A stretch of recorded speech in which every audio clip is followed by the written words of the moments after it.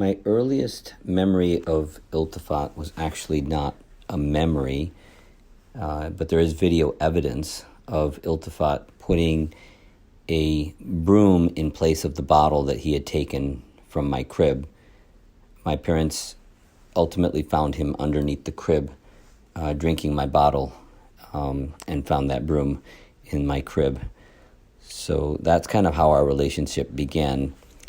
Other random memories, well, here we go. Iltifat had this disgusting habit of chewing the corner of his pillow before sleeping. It would smell horrendous, and when he was just having fun, or if we got into a fight and he wanted to punish me, he would pin me down because he was much bigger than me, and put his knees over my arms and then make me smell the corner of that disgusting pillow. We used to love to play Atari. We loved sports. Growing up, we would play any sport. We'd play baseball in the Montessori playground, which was in our backyard. We would play pickup football anywhere we could go. We would get this like orange football, and we would have to buy multiple of them because it would get kind of scuffed up. We'd put duct tape on the edges of them, and we would take it to the masjid or any parties in the parking lot we would play. We played this version of cricket that we called cricket, which was basically with 3 coffee cans and a tennis ball that we would kind of roll. And you had to use just a baseball bat. And we lived on a house where if you were facing one edge, it was the garage, but the other edge, if you hit it far enough, it would go down the hill. And it was always pretty funny to have people get really frustrated when the ball would get hit down the hill, because then you would, totally destroy the other team. I remember Iltifat got a D in 6th grade math, and that was probably the low point for his academic career. But mashallah, after that, he never looked back academically. He loved current events, so he was a born nerd, and he excelled at that in middle school and elementary school. He loved European and AP US history. He had horrible handwriting, though, and our humanities teacher once got so frustrated with his handwriting that she gave him back his paper and said she does not read Arabic. And I think on a separate occasion, that same teacher, threw his paper back in front of him and said it looked like a chicken had stepped into some ink and ran all over his paper.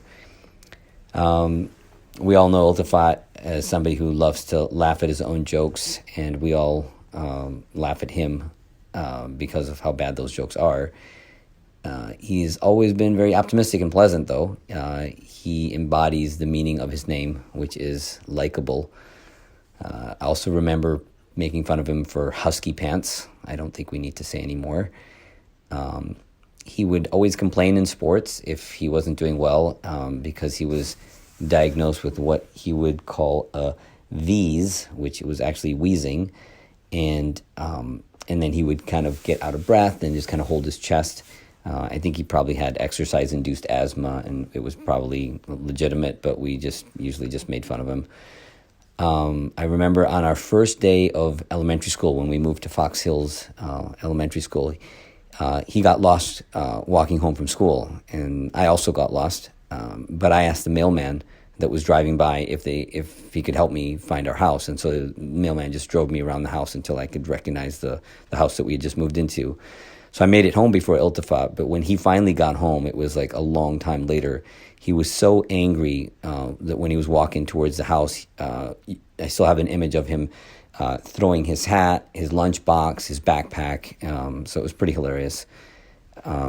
He was always very intelligent, mashallah. There was some painful memories, but still kind of impressionable memories of the passing of Uncle Malik Mirza and his good friend Afzal. Those were really some defining moments of his life. Also, the tragic car accident of Azhar Ansari, Farah Ansari's husband. And memories of Larson Middle School, those were really awesome, just kind of growing up together with the IGD community, and that's where he developed his skill for public speaking. He was also on like the forensics and debate team, track and cross country. That was mainly because of the Ellie boys. Isa in particular was the one who's kind of started everybody off with that sport, and we had a great friendship with Isa, Ahmed, and Aleem from the time we moved to the United States. Initially, it was there was a lot of friction because they would make fun of me and Iltifat because my mom would dress us in the same clothing, and so that was that made it an easy target for those guys. But something happened after they moved to Texas, and then they came back home, and then we became very close friends, and we have been close friends ever since. Iltifat has effectively been away from home after he left for college because, alhamdulillah, he was able to get married. We were all shocked and surprised, but, Allah is merciful. And but his heart has always been at home. So he's always making every effort to come back and connect with the family. And he's just a really humble role model as a brother. Just other random thoughts were from like when we used to live in Glasgow. We had some really wonderful friends, Shahid and Sajid, and we used to have competitions with them for like push-ups and sit-ups. We had just a wonderful nanny. We used to call her Auntie Betty, just a sweet old lady with a wonderful Scottish accent that would take good care of us. And nice memories of when Asra was born. She was just a really cute baby, and we just would love to play with her. She would wake up like early in the morning, and then she would just get in this habit of just kind of just like jumping up and down in the crib, and then that would wake us up, and then we would run into her room and then just pick her up out of the crib so we could play with her. And then as she got a little bit older, there was an awesome time when she was just sitting there. We had like some ketchup on the table. Iltifat and I really didn't say anything. I don't remember. We just both looked at the ketchup bottle, and then we started pouring it over Asra's head. And then she was just enjoying it and just playing with all the ketchup coming down. And then my mom came in, and when she came in, she was screaming at us. She went back into the kitchen. There was like a swinging door.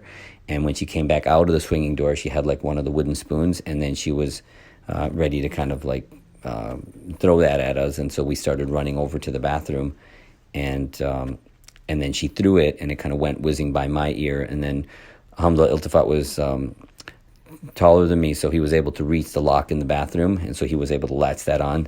And when we waited until our uncle came home, and he offered to give us ice cream, and Iltifat heard the word ice cream, and he decided to open up the door. I thought we were going to get pummeled, but alhamdulillah, our uncle was really awesome, and he actually did take us for ice cream. We also got a chance to see the movie The Message in Glasgow. That was a really awesome experience. I think just overall, Iltifat is a wonderful brother. Obviously had to play second fiddle to him my whole life, and still am. But I would say that if you have to play second fiddle to anybody, he's a wonderful person to have as an older brother. Always just there for you and compassionate, just very, very kind, and lets go of things like really easily. Just focuses on the good of other people. So alhamdulillah, it was overall good memories. One other memory is actually Iltifat, when we were growing up, all these pictures are there. He had like a really big head. It was disproportionate in size, so it doesn't look like it fit his body. I don't know if he had undiagnosed like hydrocephalus, but it just looked like it was a caricature, but it wasn't. It was just really his head.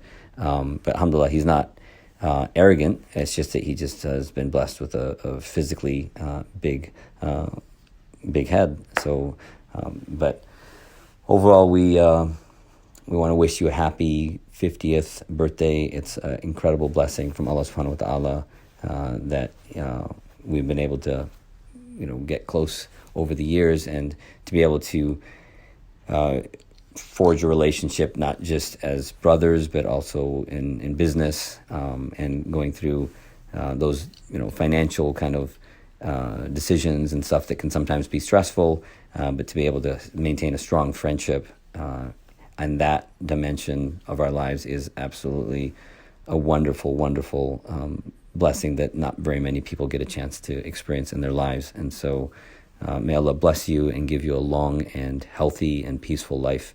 And inshallah, we'll get a chance to celebrate many more of these birthdays, inshallah.